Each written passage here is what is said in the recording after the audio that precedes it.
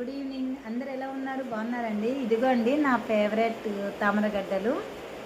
ఇవి అయితే ఇట్లా ఉప్పు కారంతో కలుపుకొని తింటే చాలా బాగుంటుందండి.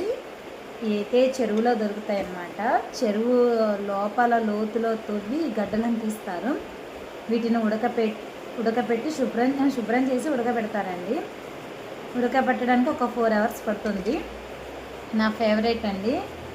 ఇదిగోండి ఇట్లా ఉప్పు కారం వేసుకొని తింటే చాలా టేస్టీగా ఉంటుందండి. ఇదిగోండి మీరు ఎప్పుడైనా ఇలా ఉంటే ట్రై చేయండి.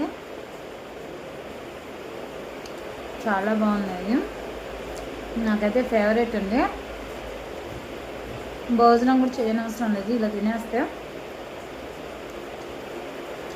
బాగుంటుంది అన్నమాట. చాలా టేస్టీగా ఉంటుంది. వీటిని కర్రీ కూడా వండుకుంటారండి.